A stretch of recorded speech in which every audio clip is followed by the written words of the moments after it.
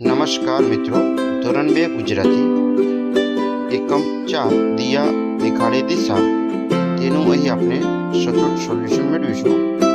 ચેનલની અંદર નવા હો તો ચેનલને લાઈક સબસ્ક્રાઇબ જરૂરથી કરશો. શરૂઆતમાં ખૂબ સુંદર મજાના ગીતથી શરૂઆત કરેલી છે. ત્યારબાદ વાતચીતના પ્રશ્નો આપણે અલગથી એક પોસ્ટર દ્વારા બનાવ્યા છે.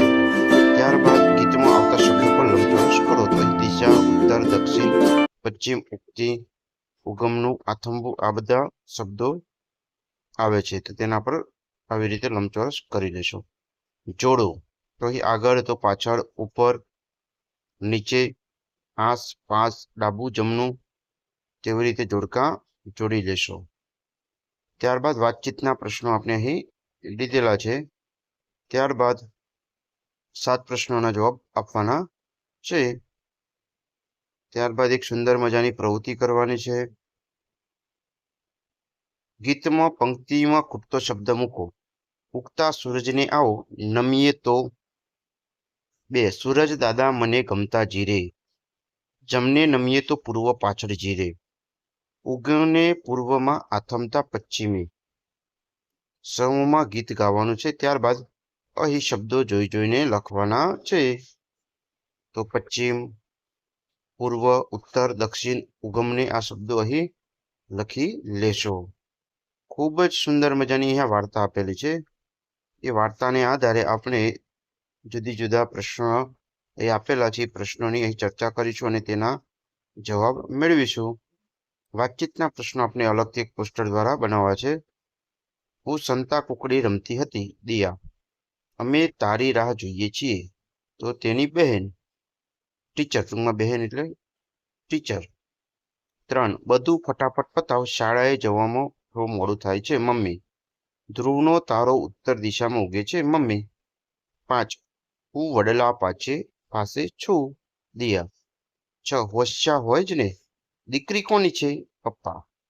પ્રશ્ન 10 ઉદાહરણ મુજબ કૌંસમાંથી શબ્દો શોધીને લખો. તો અહીં જુદા જુદા શબ્દો કોષ્ટકની અંદર આપેલા છે તે શોધવાના છે. જેવી રીતે ઉદાહરણ તરીકે આપ્યું છે સવાર. ત્યારબાદ આપણે દક્ષિણ શોધીશું, પૂર્વ, ઉગમની, પશ્ચિમ અને ઉત્તર. આ શબ્દો તમે કોષ્ટકની અંદર શોધશો અને આવી રીતે જરૂરથી લખશો. હવે આપણે વાતચીતના પ્રશ્નોની ચર્ચા કરીશું. તમને સ્વપ્ન આવ્યું છે? કેવું? હા, મને ગઈકાલે રાત્રે એક સુંદર સ્વપ્ન આવ્યું હતું. તેમાં મેં જોયું કે હું પરીઓની દુનિયામાં વિહાર કરી રહ્યો છું કે કરી રહી છું અને બધે જ રંગબેરંગી ફૂલો અને ચોકલેટના પહાડો છે. તમારા ઘરથી આપની નિશાળ કઈ દિશામાં છે? તો મારા ઘરથી મારી નિશાળ પૂર્વ દિશામાં અથવા તમારી જે દિશામાં આવતી હોય જેમ કે પશ્ચિમ, ઉત્તર, દક્ષિણ આવેલી છે તે કહેવાનું છે. 3 તમારા ઘરની પૂર્વ દિશામાં શું છે? તો મારા ઘરની પૂર્વ દિશામાં એક સુંદર મજાનો બગીચો છે અને એક મોટું પીપળાનું ઝાડ છે.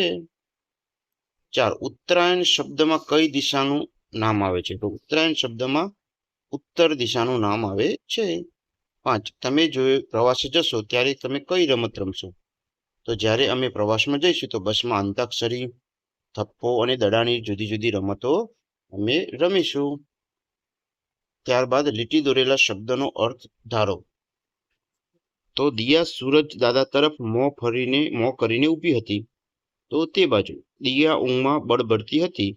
તો બનબનતી હતી. 3 બંને આંગણામાં ગયા. તો બંને જણા. 4 હું વડલા પાસે છું. તો નજીક છું. મમ્મીએ પીઠ થાબડીને કહ્યું, શાબાશી આપીને. 13 દિયાને મમ્મીએ વહેલા જગાડી કારણ કે દિયાને સવારની નિશાળ હતી. 2 બધા થાકીને પાછા જતા રહ્યા કારણ કે કોઈ દિયાને શોધી ન શક્યું. 3 દિયાને ગીત યાદ રહી ગયું કારણ કે દિયાએ ગીત વારંવાર યાદ કર્યું હતું. 4 ધ્રુવનો તારો ઉત્તર દિશામાં જ હોય છે કારણ કે તે ત્યાંથી ખસતો નથી. 5 મમ્મીએ દિયાને હોશિયાર કહી કારણ કે કેમ કે દિયાને દિશાઓના નામ આવડી ગયા હતા. પ્રશ્ન 14 નીચેના આપેલા પ્રશ્નના જવાબ આપો. દિયા ઊંઘમાં શું કરતી હતી? તો બળબડતી હતી. 2 સપનામાં બધા ક્યાં ગયા હતા? તો બધા શાળાના પ્રવાસે ગયા હતા. 3 મમ્મીએ દૂર આકાશમાં કયો તારો બતાવ્યો? તો ધ્રુવનો તારો બતાવ્યો. 4 કોઈ જ નહીં, દીકરી કોની છે? આ વાક્ય કોણ બોલે છે? તો પપ્પા. અહીં આપણે પ્રશ્નને લગતા થોડાક ચિત્ર પણ અહીં એડ કરેલ છે. વાંચન. તો અહીં વાક્યોનું વાંચન કરવાનું છે. ત્યારબાદ સૂચના મુજબ કરો. દિયા દેખાડે દિશામાંથી કોઈ પણ એક શબ્દ લખો. સૂરજ દાદા. એ શબ્દની નજીકના બીજા 5 શબ્દો લખો. તો સૂરજ દાદીની જેવા બીજા 5 શબ્દો કયા? પૂર્વ, અજવાળું, સવાર, આકાશ અને ગરમી. તે તેના નજીકના 5 શબ્દો કહી શકાય. એ 5 શબ્દોનું મોટેથી વાંચન કરો. પૂર્વ, અજવાળું, સવાર, આકાશ અને ગરમી.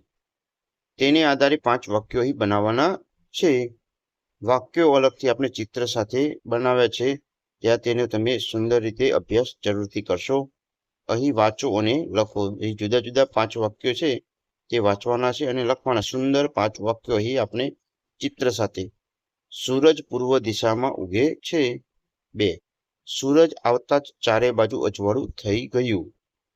સવાર પડતા જ પક્ષીઓ કલરવ કરવા લાગ્યા. આકાશમાં સફેદ વાદળ દેખાય છે. બપોરે સૂરજની ગરમી વધારે લાગે છે. ચેનલને સબસ્ક્રાઇબ જરૂરથી કરશો. અહીંયા છોકરીને તેના દરવાજા સુધી આપણે આવી રીતે પહોંચાડી લેશું. વિડીયો ગમ્યો હોય તો જરૂરથી લાઈક કરશો અને ચેનલને સબસ્ક્રાઇબ કરવાનું ભૂલતા નહીં. હવે આપણે ધ્રુવના તારાને લગતું સુંદર મજાનું અહીં પોસ્ટર બનાવ્યું છે. ધ્રુવનો તારો, રાતની ઓળખ.